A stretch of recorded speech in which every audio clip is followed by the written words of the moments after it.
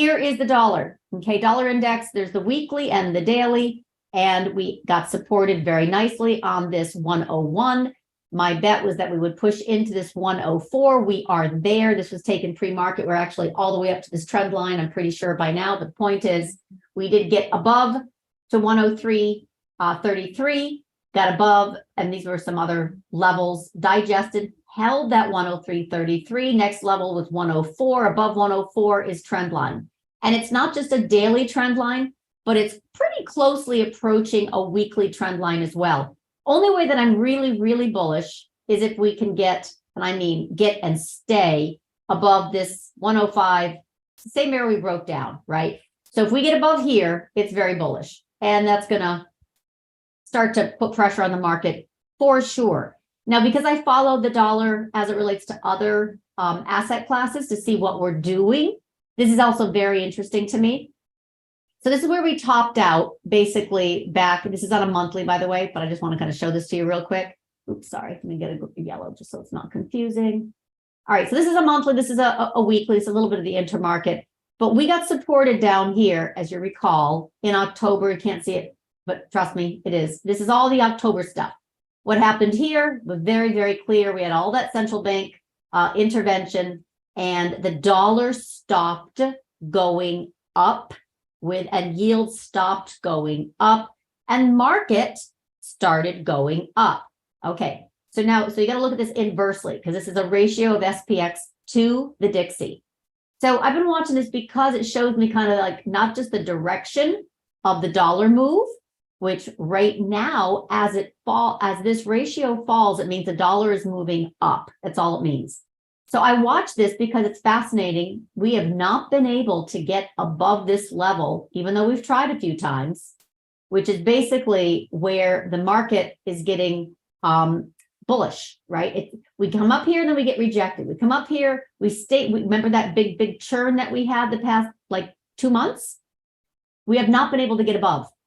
So we can break above this for the 41 ratio. That's bullish the market. That's what that means, basically. So we have not been able to do that. So I am still thinking that this is a bear market rally, all of it. When and if we get above this 41 ratio, I am much more bullish, and then especially bullish on a monthly, we get above this 42 ratio. This has nothing to do at all with NVIDIA. This has to do with just the market structure of intermarket to say, are we rolling over soon? Or are we going into another bull market where we can absolutely take out the highs? So this is still my reservation, right? This is still a strong dollar.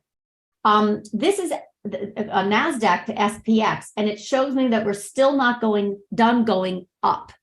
So basically, this shows me that the dollar is, that NASDAQ is still strong relative to SPX, and that this is, by the way, on a weekly, this is on a monthly. This is what helped me get into that November through January 22 head and shoulders, this relationship, right? We broke down very solidly, got into this 14-year NASDAQ, 13-year outperformance was right here. We rolled over. We had some strong bounces, but then we obviously got supported back in October. So liquidity really, really, really, really matters. We talked about that yesterday with Craig at the Macro to Micro Power Hour, and we've done some estimating that mid-June is where the market's going to puke, to put it mildly, and then very likely, and this is my contention that I've already posted, that we're going to go down to 3,600 this year. That's not priced in unless the Fed pivots and pauses QT. So in the meantime, in the in-between time, we still have NASDAQ, right, outperforming since this January effect. This is really, really strong, and it's still, working its way here. So once we get here, I'm going to be much more comfortable saying, yeah, that's a pretty good place for a pullback strongly in this outperformance. Let's see what happens. Gold is still in distribution, but I'm looking here to see if we get some support. So again, gold, silver, precious metals, all that jazz has been in distribution since we started rolling over. And that was, oops, sorry, wrong. And that means that this yellow has to catch down and this red has to stop. You know, we got to stabilize and move higher. So I'm not seeing anything but weakness in the gold and silver minor patch, which of course is helped by a very strong dollar. Dollar's still rising. And right now bonds are on support and we really need to brace for impact if they break down, but they have not broken down. And then as far as the dollar moving, we're right into that trend line very soon for potential digestion. We have the dollar yen above my 139.39. Remember that 139.39? We have gold breaking down, not so much, but it's breaking down. So this can continue. That was a high conviction trade yesterday that we're going to have a spike. But my point was that we do still have this thing called macro. So macro is where the dollar yen goes up to that 139.39, right? That was my monthly, that was my call.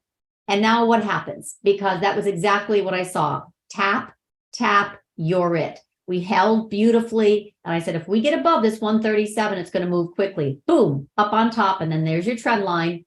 And then it just right on up to 139.39 monthly. So this is still in play. And there we go. There we go. We are here, which is really important because why am I so like agitated about this while the market is totally focusing on NVIDIA? Because this matters more.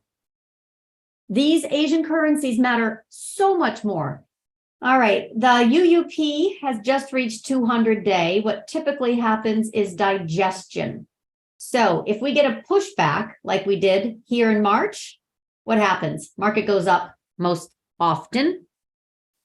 Just like we had here, that was October, market went up. Okay, market goes down, market goes up.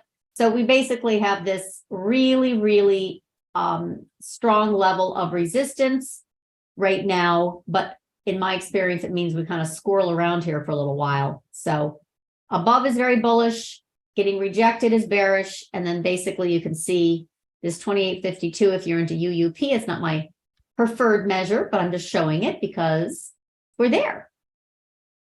Dollar yen is still wicked strong. Like it's giving me shivers. That is way strong.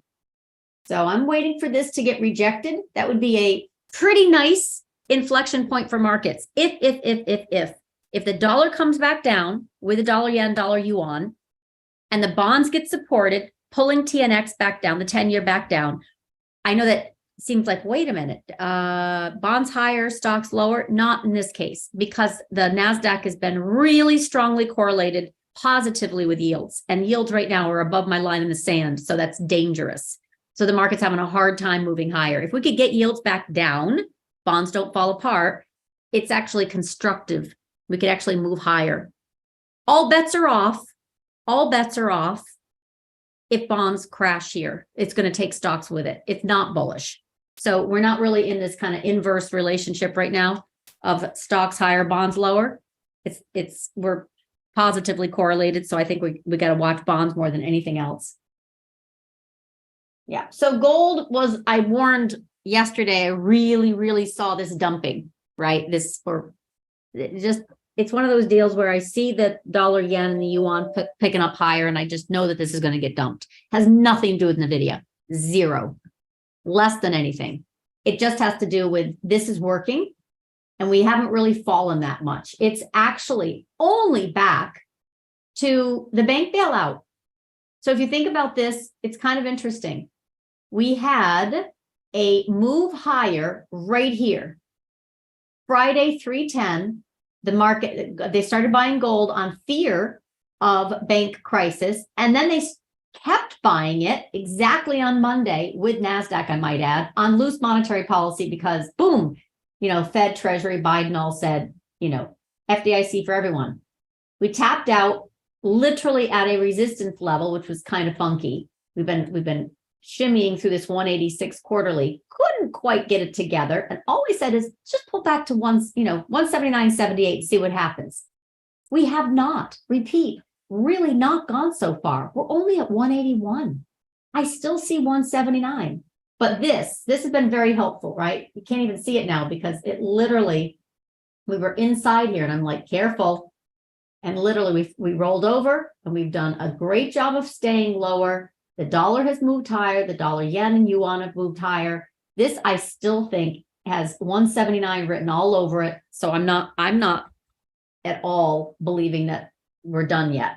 Silver broke down. This is actually a monthly, right? I should put that. That's actually a monthly. Big deal. And it was the first to break down. It led. Huge gap down. There's your 55. There's your 100. Little bounce, anemic breakdown. We got 2064 coming into play after this little mini bounce at 21, right? GDX, same thing. There's your 55. There's your 100. We still have lower, but this broke down a little bit faster, which is kind of interesting to me. Ooh, that's ugly. This broke down a little bit faster, but I have this 29 area coming into view. So then let's look for a bounce. Then let's look for stabilization like it did here. So that's what I'm looking for. It's been an awesome short, and it's honestly why I still am worried about yen pushing lower. That's not such a excitement, but bonds, they are. Yen is on, the FXY is 66.64. That would be a place for potential stabilization, which means at some point we're going to get some stabilization in the gold and silver patch, but I still don't see it. For a swing short, it's still working. I've got 179 coming in next for GLD. We definitely have an inflection point where dollar yen and dollar yuan are getting into dangerous territory, but they're also resistance levels. So let's see. Yeah, gold is still in trouble. I still see 179. Really, I know I have emphasized this, that it has gone really sideways. But once we get this dollar yen above 137.5, we were going to go to 139.39 and gold was going to sell off. So now I'm very worried about dollar yen and yuan pushing higher above that, and that will dump this. And I'm worried about bonds now.